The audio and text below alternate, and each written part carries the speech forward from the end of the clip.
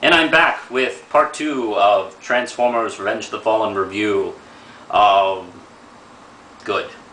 Now, as I said in the first part of the review, I talked about what I thought was good about the film. Now let's get to what's not so good, the bad stuff. First off, the story. Actually, the story in itself, the idea of the story, what it's trying to do, is not a bad story. It's just not a complex story. Not a story that you could stretch over the course of 2.5 hours. This could have been a 90-minute film. If somebody had just got on Michael Bay's ass and made him put out a tight piece of work, this could have been a lot better.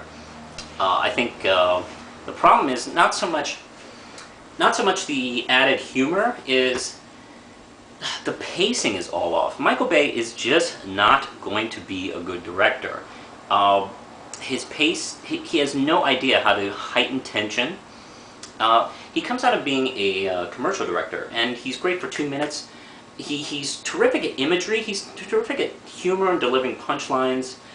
But as far as telling a story over the course of 30 minutes, an hour, he has some real difficult storytelling problems and editing. I don't know who edits his films. Maybe, well, he obviously is the director, so he has final decisions on all that. And he still has a choppy feel to his work, which is unfortunate. It does hurt the film in general. Excuse me. And yeah, the film is just not... The film is just way too long to have this story go through. And I think if you're going to have a story that long, we could have investigated who the Fallen is. I mean, really, I don't know anything about that character, and he's a new character, so I don't have any backstory from the old TV series or the comics to really fill it in for myself. I don't know anything about him. Now, I mentioned what I liked about the humor. What I didn't like about the humor was some gratuitous stuff. And I'm kind of on the fence about Skid's and Mudflap. I'm not crazy about the gold tooth and the big ears on Skid, but I don't know. I did enjoy some of the things they said as far as humor, but God, I don't know. Really kind of shaky. They weren't Jar Jar Binks annoying. And here's the thing. It's difficult to say... it's difficult to call them black stereotypes because they're not really black guys. They're robots, and there actually are black people in the movie who are not stereotypical. I would have preferred, I would have really liked this. I think it would have been smart of Michael Bay to have a scene where Tyrese or another black human character would ask them, "Do you think that's what I am?" That would have been magnificent. Similar to what was going on in the Ben Stiller movie, Tropic Thunder. With a real black guy standing next to somebody who isn't black, going off on stereotypes. I think that would have like fixed everything and made me feel completely secure. Anyway, where am I going here? Yeah, I've already talked about the pacing. The pacing is just dreadful. Now, some minor nitpicks. Bumblebee can't still fucking talk. That's so fucking annoying. And the reason why he can't talk is because, hey, it was cool in the first movie that he couldn't talk and talk through the radio. No, that's over. That's done. The reason, I could see the reason why he couldn't talk at first, because we're building suspense over who the Autobots are, what this whole thing is, so if he could talk, well, that would blow everything instantly for the audiences who aren't familiar with Transformers. But now, we all know, so there's no fucking point to have him speechless anymore. And it's a joke that does not go much farther. I don't know. And he uses a lot of Tom Hanks dialogue, which I think is interesting. You can almost call Tom Hanks the voice of Bumblebee. And let's see.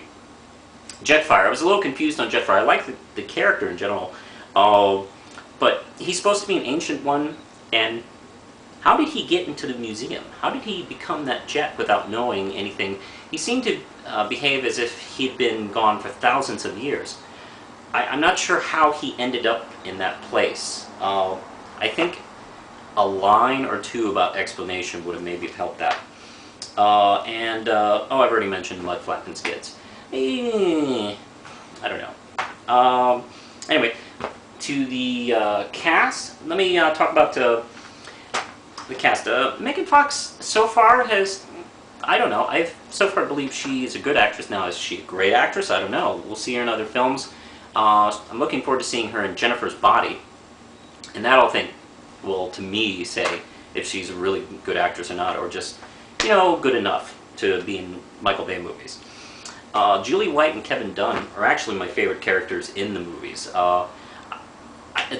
They make me laugh, and I think they're the closest to being real people out of being kind of cartoon characters. They have a couple of really good emotions in the film, and Mom on Pot is just funny. I mean, there's some jokes that just never get old, and getting your mom stoned is always a worker. John Turturro is good, and of course, I don't know. I mean, I could watch John Turturro go crazy in any movie. I mean, I don't give a fuck. That guy is brilliant.